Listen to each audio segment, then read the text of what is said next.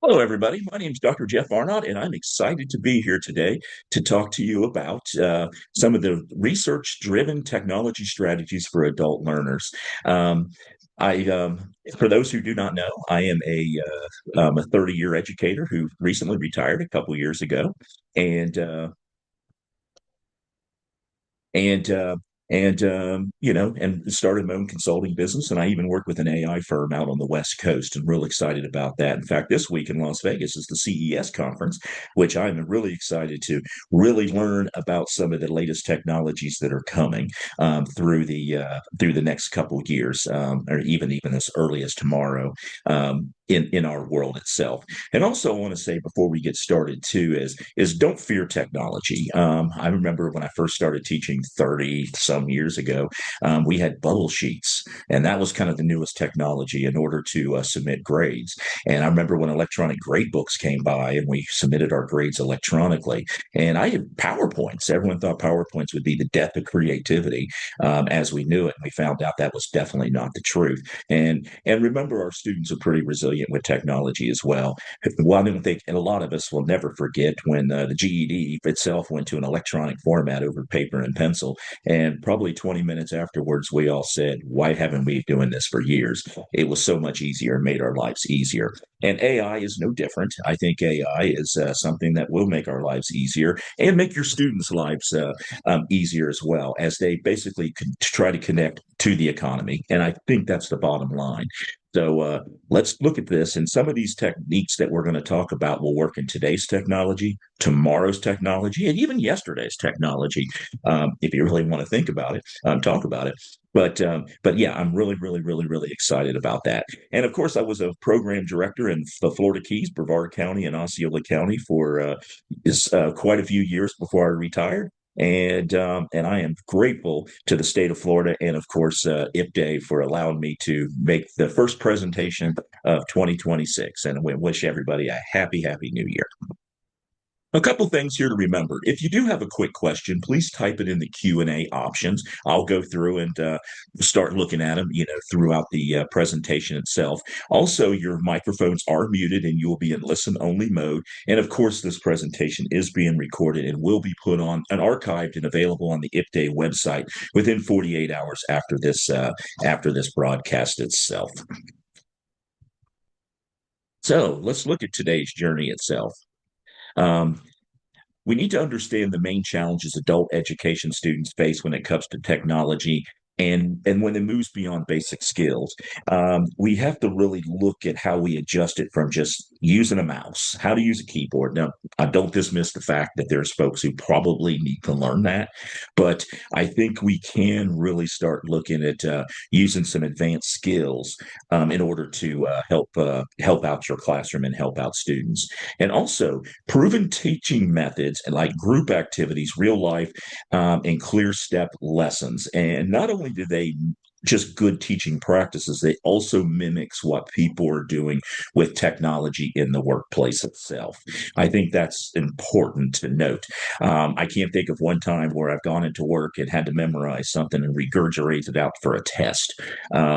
It just doesn't happen in the real world. So I think if we put students in these type of activities, it will enhance their experience.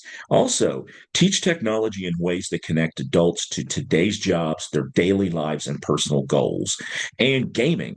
And as far as I'm concerned, I'm a Generation Xer. I'm retired. I'm an old man, and I grew up in the Atari generation, and I grew up in the Nintendo generation, and Pac-Man, and all those type of things. Regardless of age, everyone likes games and smart learning tools that keep learners interested and help them remember more. I know there's one app in here that I will mention. It's Duolingo that's in this thing. I'm learning it to learn French, and I love it to death, and it's very gamified. So remember that regardless of the age, people do like games. What you'll take away today is what do basically adult learners do plateau after foundation digital literacy? And here's some of the reasons. And here's some of the things that we will talk about. We will identify the key barriers that our students face. We will apply some of these evidence based strategies and use embedded technologies in meaningful context. And of course, the use of gamification, which I love to death. Understanding the challenge. Let's look at these beyond the foundational skills. And basically, the question I asked when really researching for this project was, what do adult learners, why do they plateau after foundation literacy? And then, of course, I started reflecting myself on where I maybe have plateaued, students, teachers, adults, regardless if they have a PhD from Harvard or they're getting their GED in your program. These things do tend to be true with all forms of education. There's limited relevance to an immediate job or life skills. They're learning something they might not use in the real world, or if they don't know they're going to use it in the real world. I think we just got to let our students know that this will be used and show them examples of how it's being used. Also, lack of contextual meaning application. That word contextualize has been around in adult education ever since I started adult education back in the 1990s when I was a nighttime teacher in Auburndale, Florida. Um, so it is meaningful. It needs to be meaningful and contextual to their own lives. And that's very true with adults more than teenagers and beyond. And insufficient collaborative support and scaffolding. Studies show that all adults, including college students, see this as a dilemma. How do you support it? How do you show them? How do you build on top of it? And that's a pretty complex skill. Now, here's some of the evidence-based strategies and fixed strategies for your toolbox itself. The first one is personalization. And this is where AI can have its most powerful, powerful impact on your classroom. In fact, this has been going on for a while. We just kind of taken it for granted for quite a bit. AI has been giving us, and some of our popular vendors that we use around the state have been giving us personalized and adaptive learning strategies for our students on their individual needs. I can think of TOPS Pro. I can think of a few other examples. GED Ready, there's another one. So the AI has, or something like AI, has been used for a good time. Use those particular tools, and also use some of the AI tools that you've come across or your district supports that adjust to difficulty and pacing them on the student's performance. One at the bottom I've just mentioned here, Duolingo. It actually gives you like a little test. It asks you if you've had classes and this and stuff before. And I did. I had 10 credit hours of French at the University of Florida. And I can tell you I've learned more off Duolingo than I have in those 10 hours then. Of course, I was 19 then, and I'm an older guy now. But there's maybe many reasons for that. But at the end of the day, that it did adjust it to language it already knew. I already had a good foundation of French, and it kind of put me where I was at and where it met my needs. Use those programs like that, and these programs should be programs that progress students' mastery, not necessarily seat time. Now, I know seat time pays the bills. Not going to dismiss that, but we also want to put in the student mastery at the same time. Is this making the students process? Are we wasting their time by having them on a skill before moving them on to the next skill, or maybe giving them some extension skills? There's all kinds of things that you can do. Here's a couple low cost or low or no cost adaptive tools that are out there. Many of these tools do have what they call freemiums. I've learned that term out here on the West Coast. A freemium is something that you can use for a while, and then eventually they may want you to upgrade to their more exclusive version. But a lot of these tools are available at no cost or low cost. I would say, once again, always get permission from your supervisors or your tech folks to make sure that they comply with district policy. And you might find out they may already have the paid versions as well. So make sure that you just double check that. But Newton and Dreambox are very good for adaptive mathematical instruction. I really do like those tools. I was playing around with them to building this presentation and really like it. And Duolingo, and there's other ones out there too. I'm not just calling Duolingo, but it does have practice, and it does have folks who speak Spanish who want to learn English and vice versa. So it is a more of an international type of tool, but it does work very, very well, very gamey, all those type of things. The next one, strategy two, is collective learning. Peer instruction strengthens adult learners' understanding and reduces isolation. That is true with adult education. That's true with kindergarten. That is true with graduate level in college. When you have peers interacting and learning off each other in groups, you really get some powerful results.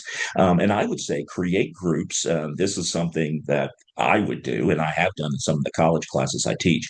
Create group projects with real job tasks that include AI tools. Show students that AI can be used in the workplace. It's just not a thing to give you some information, and allow peer feedback and knowledge sharing. Now, I know sometimes that trust level is more of a something that you have to build on, but if you can allow peers working in groups and giving each other positive feedback, and also areas they can work, there will be some powerful results at the end.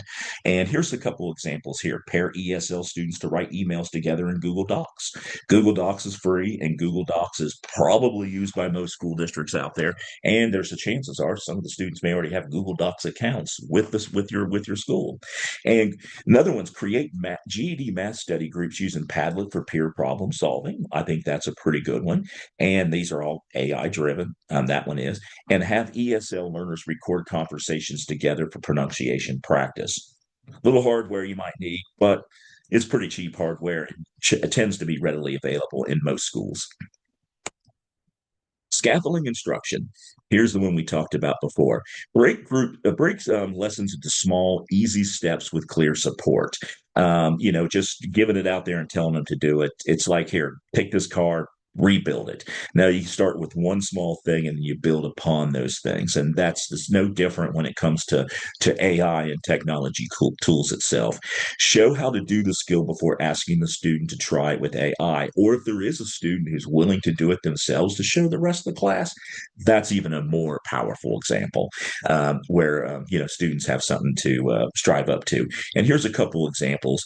Use short videos, 30 to 45 minutes. 30 to 45 minutes, that's kind of what the research said, but I'm convinced that you can even do it with shorter videos than that, 5, 6, 7, 8 minute videos to explain some main math concepts, or even verbal concepts for that matter, and simple step-by-step instructional guides to help students plan and write essays.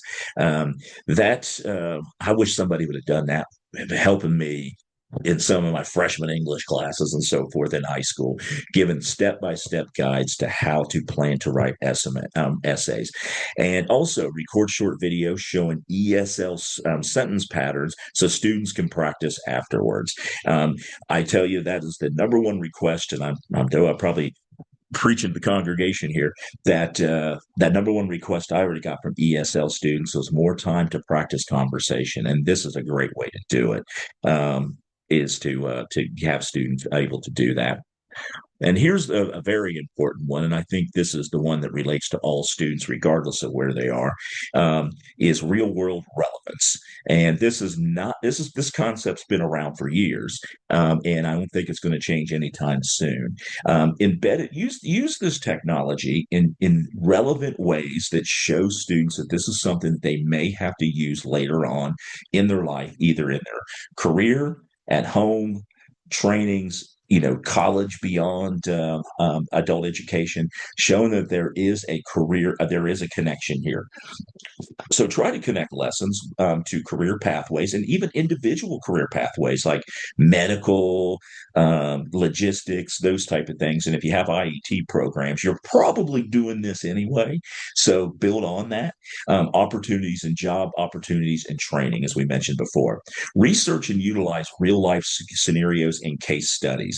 That is something, when I was a high school teacher, I would use real life scenarios when it came to math, when I taught math. Predicting what batting average a baseball player is going to have by the end of the year if they made three-fourths of their hits. I would do little things like that, and kids loved it. It's real life, it's sports, okay, but that's a good example, and it's kind of a shallow example, but still it is an example of what you can use. And you can easily do that with horsepower on a car. How many things can you manufacture in such run of a time? Those are real life skills, especially if they're going into those careers themselves. And here's some examples here. Encourage ESL students to compose workplace emails relevant to their desired careers. I think if you have students communicating with you through email, which is a very common thing today, talking about things we didn't do 20 years ago, but this is something, have students and encourage students to write the email like they're emailing their boss or emailing, they're asking for something from the bank or something, just trying to make it to where they're composing these emails in a very professional way. So they try to get practice in doing it. Also, incorporate GED math through practical payroll and budgeting experiences. There's nothing more shocking. I think everybody can say that when I was 16 years old and got my first paycheck from Nice House of Music in St. Augustine and Palaca, Florida, how much they took out. That's a great lesson. How much do you have to earn in order to get this much money, even though you're really getting paid this much money? Those are some great exercises that all students relate to. Also, develop digital literacy skills such as Google Drive, email, online searches, all connected to the job application process. I'm glad to see that some of the standards out there have kind of updated themselves instead of looking for jobs in the want ads and Craigslist and so forth. But yeah, these are the skills that they're going to need to do in order to find jobs and careers. It's unfortunately it's not the same as dropping off a job application at the place you want to work. It does require some type of skill to do that now, and it is sometimes can be very complicated and have the documents they need. And here's my favorite itself, of course, gamification. This is engaging and motivating through purposeful mechanics. When using games, highlight meaningful experiences over points and have discussions with the students about, hey, what did you learn? What did you find good? Well, one, when you do that, you find out if they're really doing it. But two, the other thing is they give you those aha points that can help build out some of your lessons and stuff throughout time, and explain, model, support self-directed progress and goal setting. I would say, and I've learned this lesson the hard way, get in there and play with these things before telling your students to play with them. So you have a general idea of how to help them and how to support them. And if it is tough for you, get some support yourself in order to help out. Kahoot is the reason I put it up there, because Kahoot was the one I struggled with. But use Kahoot for time GED math and reading skills in class. And I got the support, and now I can use Kahoot with no problem. But there's nothing more embarrassing. You get up there doing it and you're struggling. So definitely do that. And also Duolingo streaks for consistent ESL practice. And a Duolingo, if you have the paid version, I don't know about the free version, it actually gives you kind of an idea of, gives you points, scores, badges. It tells you, how proficient you are, in all those particular things of, can you survive in Paris, France, if you're learning French? It does do that. And those are, some great things out there that can be very, very helpful to ESL students, especially if they're just trying to get some drill practice, and to help extend on beyond what you're doing in the classroom itself. And Badger for digital badges for reaching milestones, which they can share on their LinkedIn pages and stuff. In fact, I encourage you to have students really start to look to build the LinkedIn pages and so forth. But yes, when they reach milestones like the GED math score at 150, those are a couple good examples that are out there. And strategy 6, AI for persistent gains. Utilize AI analytics to identify struggling learners and recommend targeted interventions early. These analytic tools, and there's so many out there. In fact, I would ask your supervisor, your tech specialist, which one would work best for you, because there is so many of them out there. And they could be anything from Chat GPT, Perplexity, any of those particular things, but try to find the one that would potentially work best for your program. But follow these predictive analytics to catch learners before they fall behind. It'll actually give you an idea for the whole class to say, like, hey, you may need to cover this a little bit more, or half the students get it, half of them don't get it. And some of the vendor products we have now might do that as well. So I would always, when your reps show up, push them on this. Ask them, hey, what kind of AI analytics do you have now to help me increase my learning? Chances are they're going to tell you, and chances are they have it. But definitely find out what tools you may have already purchased in order to help you out. And also follow these, also use this adaptive content to keep pace with students' understanding and research data driven insights that guide the decisions as an instructor. And, and keep pushing these tools. Ask for more, ask for more, ask for more, because it gives you one answer. Doesn't mean there's not more. And keep pushing it to give you some real detailed information. ChatGPT and Perplexity is going to give you what you ask. So definitely press it just a little bit harder to give it even better and better information itself. Oops. And here's some of the free online tools themselves that can help with this. I know I've mentioned talk to your folks, but these are some that I have come across. Newton offers adaptive learning technology that personalizes content on basic student performance. That is something that's not new. It's been around for a while. I can remember 20 years ago, there was programs out there that would adjust the reading levels, the lexia levels, and lexile levels and everything according to how the student was progressing and how they were reading and how to improve it. That has not changed. And that is definitely an AI type of situation. Dreambox Learning provides real-time data and adaptive lessons to support student progress. This was one of my favorites is Dreambox Learning. It will actually give you additional lessons to help the student to support them and to adapt it in order to the point where they do understand it.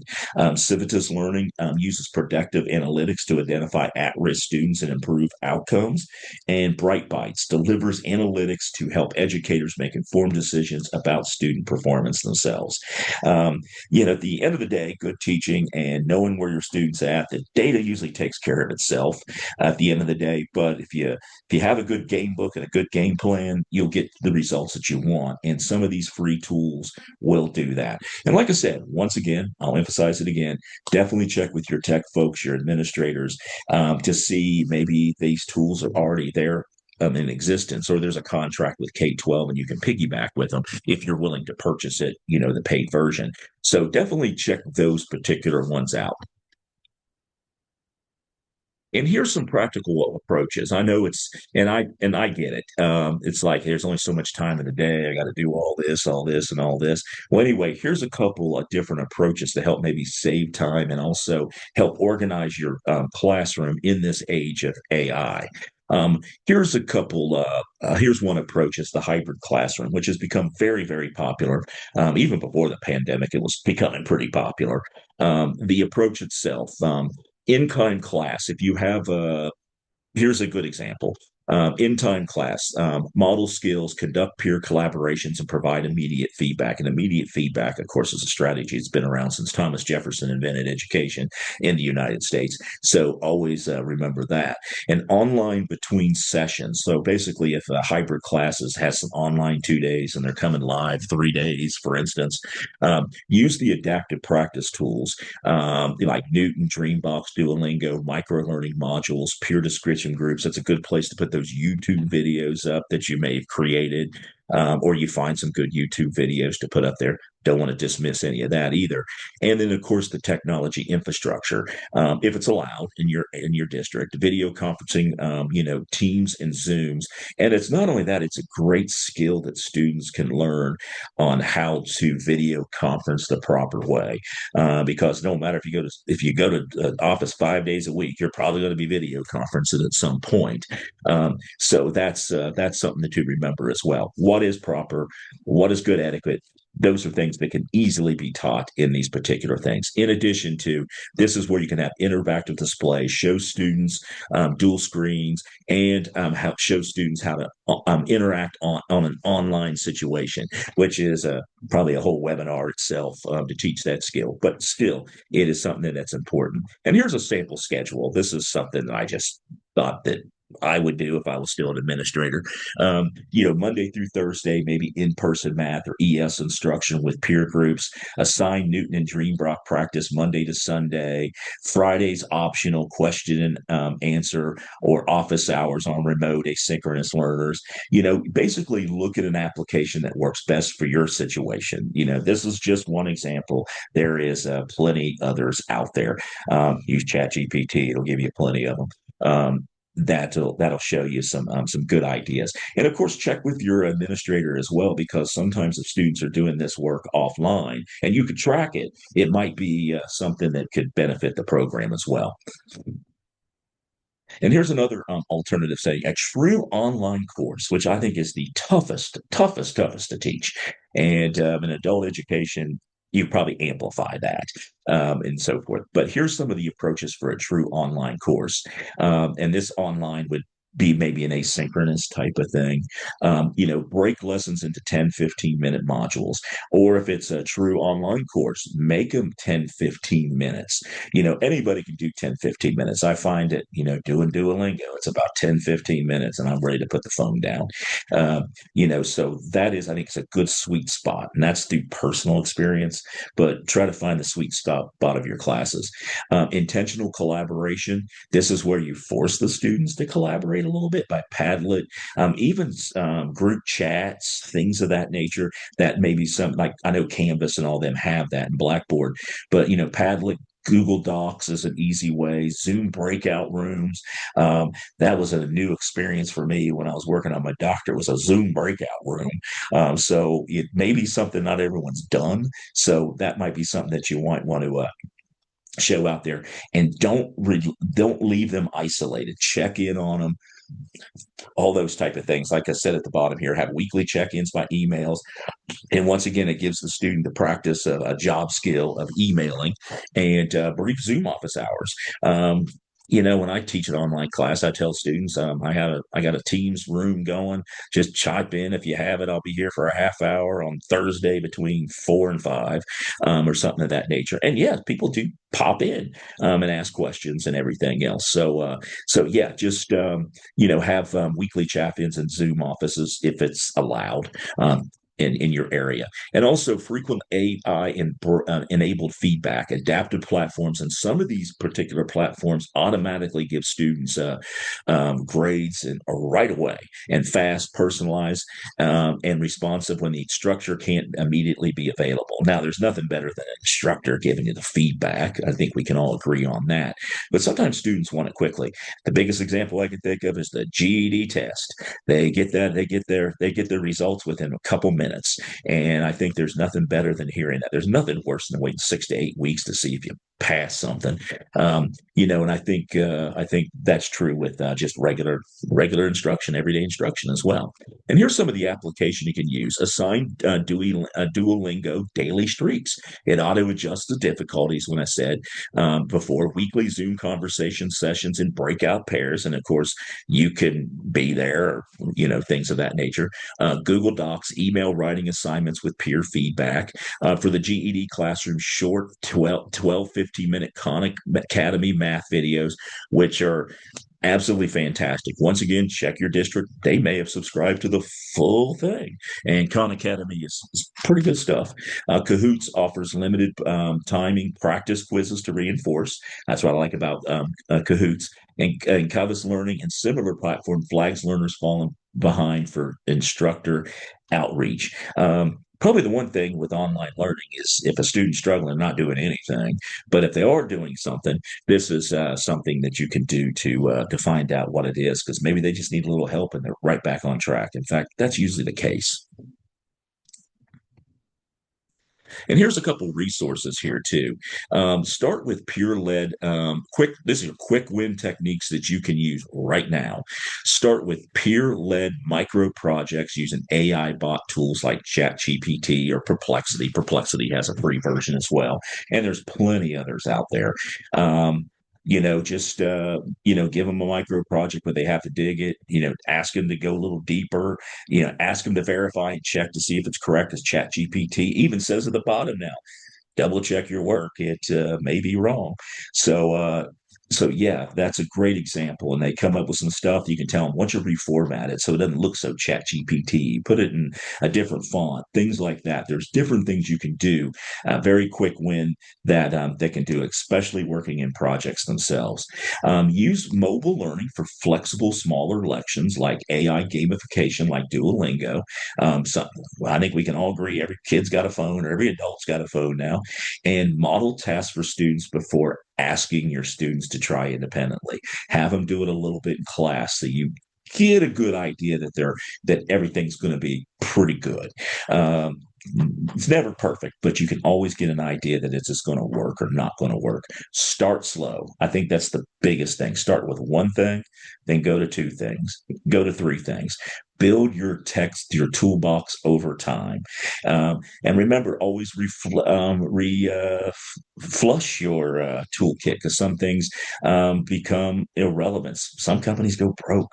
That I'm learning that real quick out here in the AI world in the West Coast. So definitely, check it to make sure that there's any updates, any new stuff, anything like that when you are building your toolbox. You want to stay on top of it. That is for sure. Now, here's some lesson plans with adaptive tools, and in the handbook that I have, I put a lot of these in there, so they'll be there. I came up with some lessons. I used a few techniques to think if I was in the classroom, what would I do? In order to, I mean, what I do with college teaching and anything like that. You know, these are some things that you could do. Here's an objective. Here's a math lesson here. Complete a short adaptive math session and identify one personal math goal for a week. Interpret the tool's feedback to score and report the target the report to report to target's next steps. Here's the procedure. It's about a 60-75 minute lesson. Briefly discuss how everybody has different math trouble spots and why personalization matters. I think every student, especially adults, they will tell you straight out, and that's what I love about adult education. It's just they just throw it out there. Model logging into the tools, starting with short diagnostic or practice sets to view feedback. So have the students identify and find those AI tools or other tools that you may have to find out where they may be struggling themselves, because sometimes they might not know. And learners work individually for 20 to 30 minutes on an adaptive set or an adaptive test. Learners complete a simple My Data sheet, skills that I will, that I did well, skills I need to review, one goal. Have the students be reflective about their own test. Yeah, I wasn't good about this. I'm good at this. I didn't know I was good at that. That was kind of a wake up call for me in certain areas when I took some of these tests. Well, heck, I didn't know I had that skill. It was just natural. And I think, letting the students know and reflectively where their learning's at, it can go a long way. And in pairs, they share one strength and one goal. You don't have to call them weaknesses, you call them goals, and suggest specific practice actions. And I think that's it. Use goal him. Words do matter. So I say goals over weaknesses always is a better term. I threw that one in there. Lesson planning with scaffolding instruction. Use digital organizers to plan extended responses. I think this is an art and a skill that people have been struggling on since, let's put it this way. I graduated from high school in 1986, and we struggled with that back in 1986 as a student. How do you do these extended responses? How do you build on them? So here's a good example right here. Basically draft an organized response with introduction, body, and conclusion. My English teacher never did this in high school, but explain the big task, extended response, and why it feels overwhelming. Show how scaffolding breaks down. So you don't have to tell them it's overwhelming. Say, hey, this is what you got to do to get to the result. Let's start on this skill. Let's start on this skill. Let's get to this skill. Let's build some resiliency here. Model reading the prompts and identifying the task and fill out part of the organizer on a screen. Basically, to have some type of organizing tool. And I believe in this toolkit, I did put some type of an organizer on there that'll help you out with this particular lesson. Um, claim reasons and evidence. Learners complete the organizers individually or in pairs. I recommend pairs. Using color codings for claim, evidence, and explaining. I used to think that's a personal preference of the student. Sometimes they like color, sometimes they don't. But whatever works for them, I think, is the important part. And then a quick peer swap. Partners check if each part of the organizer appears to be in the draft. This is a good example here of scaffolding itself. For instance, like how to Right there it is. How to build a essay or an extended response. Does it have an introduction? Does it have a body? Does it have a thesis statement? Does it have a good conclusion that supports the thesis statement or has your response or your feeling about that or the evidence that you have on it? So if you break it down that way, it will work. I can tell you where they do it very, very well is a dissertation. You just don't write a dissertation. They actually teach you how to do these particular things, why you're writing that particular paper. So scaffolding is done regardless of where it is in education. And I think it's very important with adult education. Big skill, break it down, make sure they know each skill along the way. And here's a lesson plan with real world relevance. Basically, math, this is for a math class, a GED math class or an ABE math class, to have real world skills like reading, pay stubs, and a simple monthly budget using spreadsheets. This is one of my favorites. I used this when I taught math myself. This one is something that I used 20 years ago. Quick discussion about common money questions, rent, daycare, childcare. I would just put it up on the board. Okay, list out everything. You're a 30-year-old dude. List out everything you're going to need to have. Now, sometimes they tell you stuff that you got to erase off the board. I will say that, but you just put on there the big stuff: rent, childcare, and all those other things they talked about. Discretionary money. That's your play money. And that's part of the budget. So you build all those particular things in there. And then you look at a pay stub, and you can have some students just bring in their own, especially high school students. This is my job. This is what I did. If they have it, I know not every student has a job, but if you could find them all over the place on the line and everything else of a good pay stub, and look at different levels. Definitely look at somebody who makes 100,000 a year, somebody makes 50,000 a year, somebody who works hourly, and so forth. And the students will connect the fact, hey, the more money I make, the more taxes I pay. They'll get that. They'll see that and they'll come up with that conclusion. So have different types of pay stubs out there.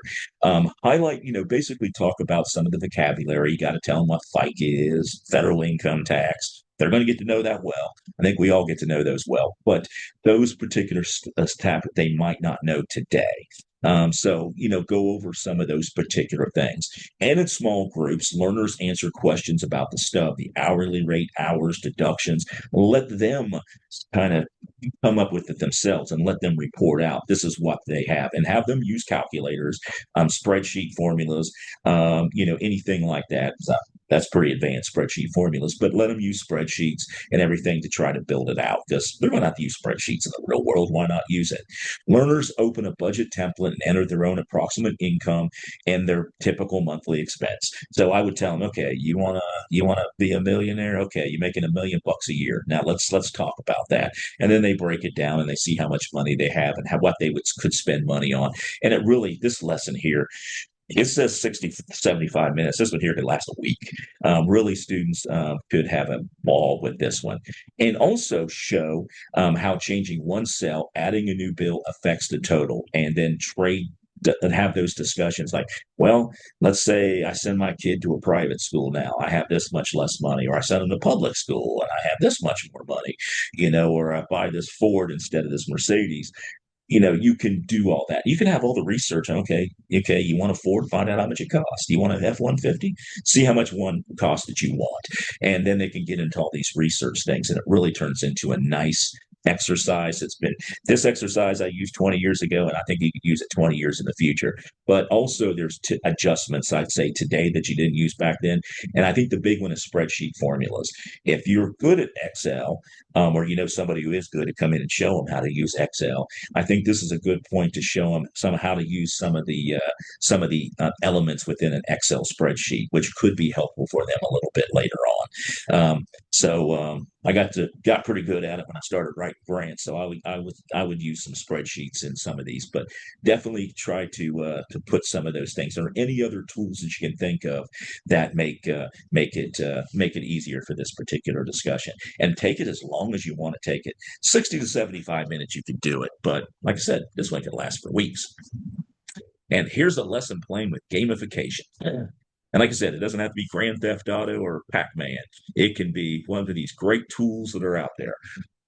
Use game mechanics to increase engagement and persistence in GD contact. Explain that the goal is progress, not perfection. Badges reward on effort and improvement. And a lot of these tools have that. Um, and yeah, if students want to have competitions with it, care. Now, that's up to you, but let them do it. And sometimes students will want to take this personal and they want to keep the growth to themselves, and that's fine too. But run a short Kahoot. This is a good thing here of 10 to 12 mixed GED items and have learners note their score. Debrief three or four missing items with quick mini lessons and clear explanations. This is a good place if you know that students are struggling with something. Put a hard one in that spot, and then you could have a nice discussion about that to show students how the answer is and everything else. And also put some easy ones in there that shows that hey, you all got the first two right, so we're good there. But this is a good place to really start breaking down the instruction if you know that a lot of students are having trouble with one particular math concept. It's a good place to do it. And here, run a second similar Kahoot. Learners compare, oops, scores and record any improvement on their badge levels. I find that adult students don't mind sharing their progress. I don't see that as a problem, but nevertheless, have them talk about it, compare it. You can put them in small groups. They can, have a group discussion, whatever works best for your situation and the size of your class, of course, as well. And here's a quick rehab. Many adults stop improving after learning basic tech skills. I think we have to get beyond just teaching the basics of basic computing, how to use a keyboard, how to get the internet, I would even say, I would even go as far as saying like using chat GPT to help you out. That's getting to the point where it's almost a basic skill. How do you get beyond that? And how do you incorporate some of these deeper thought skills in instruction that shows students that these are real relevant skills that they'll need in their hot life and in their workplace itself, and use real life examples. I mean real life, and it could be anywhere from the baseball player to the guy fixing the car to maybe even putting a household budget together, those type of things, going on a long trip. There's a lot of different things you can do that are real small, clear steps and teach new skills along the way. Try some of these free tools, like I said, with the advice of your tech specialist and everything, like Duolingo, Dreambox, and Newton's to personalize learning for students themselves, and track that personal learning so you can help those students out. I know that sometimes sounds big, but trust me, it's not that big. It really does help. It helps you really adjust, and it will save you a lot of time on the backside, really trying to work with those three or four students who may need that extra help, and then you can really put some extension activities out there for those students who are really, really getting it. Or you can match them up. The student is really getting it with the student who may need a little extra help. Maybe they can help each other out. That's just my advice there. Have students work together on projects and share ideas. I think and by the way, when you do this, you'll find students will exceed your expectations. They always do. They always do. Um, and I think that's a great idea. And another project, I know this was something like ESL. I know in the ESL classes there's some stuff in the standards that says, they build a presentation talking about their culture or whatever. Have them do it on PowerPoint. I remember when students came to my office one day and they were saying like, I don't know where to buy magazines. I'm like, what do you need a magazine for? And they were telling me, it's like, oh.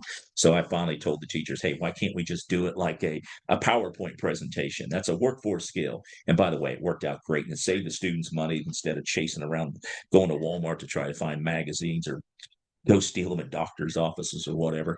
So that made a huge, huge difference there. And they built a lifelong and a workforce skill along the way.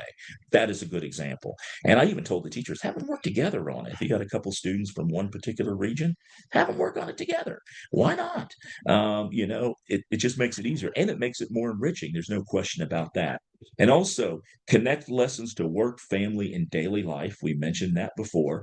I think if you stick with those three things, you're going to reach every student. Every student either has a job, family, and they all have a daily life. So that's one thing that makes it, you can have a good conversation anyway. Use games and badges to keep learning fun and motivating. I think that's an important thing as well. Like I said, sometimes we're in the entertainment business. We got to do things to keep people happy and make it fun. And I like having fun too. So I think it's a good thing to keep it fun for everybody, and motivating for everybody. And use data and AI tools to see who needs help early. And I mean early, because if you don't catch it early, they ain't sticking around that long. So you definitely want to be able to do that.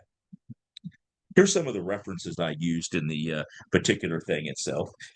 So for you to check out, and a lot of these, I tried to find some resources that were good for adult ed and also good for other areas as well. So I thought that was definitely a theme I saw out there in some of the particular things. What I want to do now is I want to show you the handbook itself.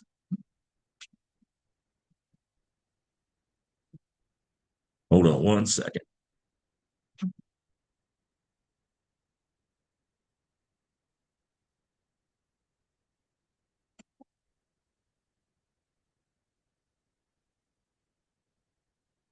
Sorry about that.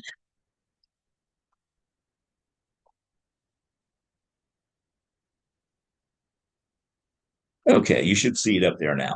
But this is the handbook that was created. I created to help to help put this webinar together and so forth like that.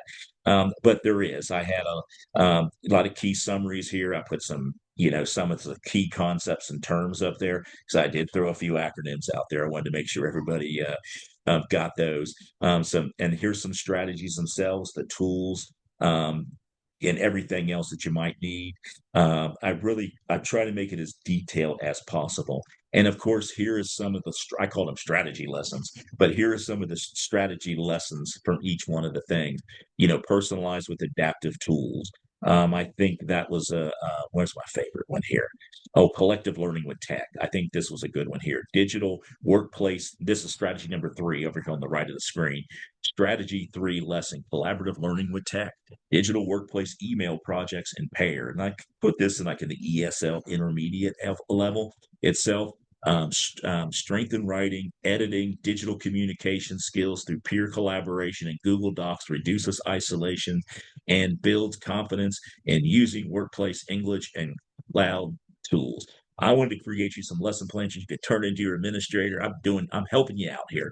So these are some particular things and adjust them as needed. They're not copyrighted or anything. So adjust them to whatever it needs for your programs. The materials that you'll need, for instance, and also the warm up activities, the tech support, the collaborative stuff, peer review. I wanted to highlight all that particular stuff out there for you, to make this a little bit easier for you itself. And I put additional lessons. I know I put 4 or 5 out there. I got some checklists and toolkits out there to help you out. Some other and those resources, those AI and tools that I was telling you about. I got all their websites right here if you wanted to check them out. In fact, there's additional ones in here that I didn't mention in the webinar. See here, Magic School AI is my absolute favorite. I love that one. And by the way, it doesn't matter if you're teaching kindergarten or graduate school at Harvard. There's some good stuff in there. If it even has good stuff like on how to coach tennis, if you're a coach or something, it's good stuff in there too. Co-grader is great. Canva for education.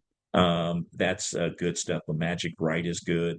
And also, I didn't put it in there, but Grammarly is a great tool. And I think Grammarly is one that actually, I know I mentioned in my last webinar, but Grammarly, it would actually help fix mistakes that you're actually making. When I was writing stuff for graduate school using Grammarly, I was seeing that I was making some common mistakes that I've been making for years, and it helped me fix those problems. So I think that's something to use as well. And here's some of those gamified tools too. I know I was pretty big on Duolingo, but there's others out here too, like Learning Upgrade, that has some great gamified skills on there too. So definitely go on here and look at this. There's Kahoot we talked about, Quizlet we talked about. Just a lot of good stuff on here. You can create an action plan. You can do all kinds of stuff. And I have a lot more references that are out there that are kind of government based, anywhere from links to the Department of Ed, e-learning industries, updates and so forth. These were all pretty good links. Digital Promise is always a pretty good one. So definitely take time to look at these in the toolkit itself. I think you'll get a lot out of this itself. I got a lot out of it, even writing it and adding more stuff that I didn't know was out there and everything else. So definitely take your time to check this particular thing out real quick. Okay. All right. Let's get back to the main thing here. Okay. Right.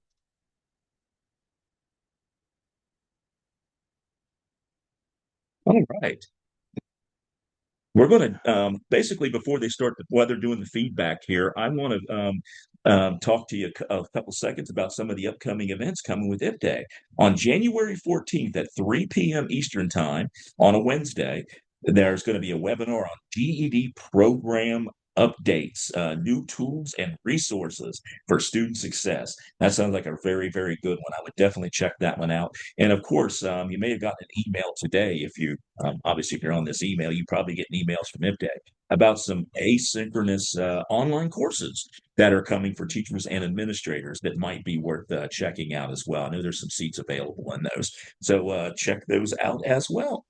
So, with that being said, I hope everyone has a happy new year and an exciting day. And I'm looking forward to going to CES here in Las Vegas to even learn more tech tools. I'm really, really excited, and I'm really excited for this year, and really excited for everything that IP Day is doing. I want to thank IP Day again for having me on.